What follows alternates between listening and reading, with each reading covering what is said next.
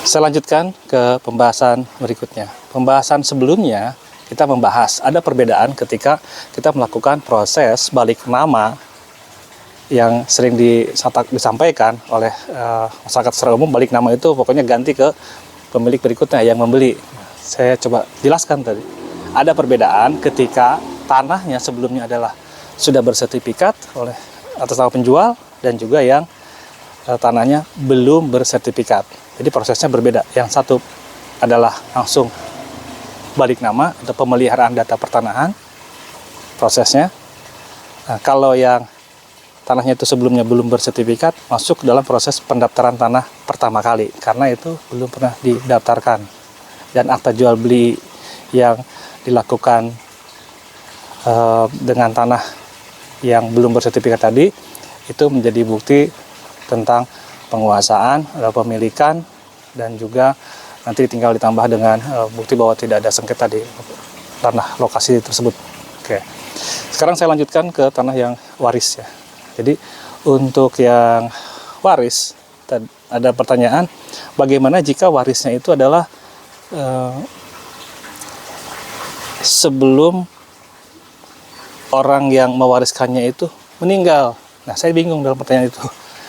Karena dari pertanyaan itu saya memahami bahwa yang bersangkutan belum paham tentang apa bedanya antara waris atau warisan dengan hibah, kemudian juga dengan jual beli.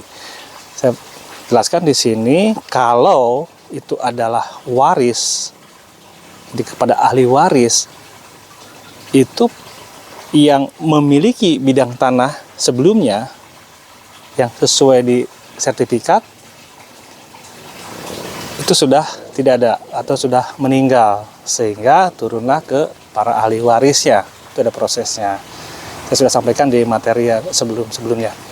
Kemudian jika pemilik tanahnya itu masih hidup atau masih ada, maka prosesnya bukan waris. Proses yang dimungkinkan itu adalah jual beli, kemudian juga hibah. Kalau memang di situ ada beberapa nama yang tercantum di dalam sertifikat tersebut, bisa dengan pembagian hak bersama, jadi dibagi sesuai dengan kesepakatan. Nah, bagaimana kalau misalnya ada anaknya 4, kemudian ingin diberikan kepada 2 anaknya terlebih dahulu. Jadi ada seseorang yang masih hidup ya, memiliki sebidang tanah, kemudian akan diberikan kepada 2 anaknya dari 4 anaknya. Prosesnya adalah menggunakan proses hibah. Artinya yang bersangkutan menghibahkan. Kurang lebih seperti itu. Dihibahkan kepada 2 orang anaknya. Kalau tanahnya misalkan 1000 meter, mau dibagi nih 4, 250 ada 4 berarti ya. Mau diberikan kepada 2 anaknya 250. Nah, itu bisa dengan cara hibah.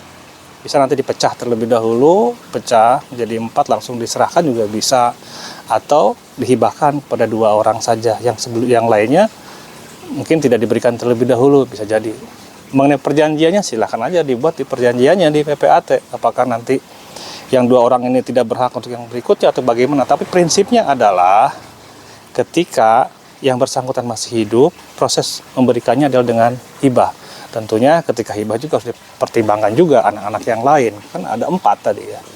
Berarti yang 2-nya diberikan berapa meter. Nanti yang 2-nya bagaimana? Nah, ini ada sepengetahuan. Tentunya ada saksi, ada orang-orang yang memang mengetahui hal ini. Sehingga jangan sampai nanti ketika sudah selesai diambil juga oleh yang 2 ini. Ini mengenai ini semua tergantung dari permasalahan yang ada. Jadi artinya hal seperti ini adalah hal-hal yang bisa disepakati bersama.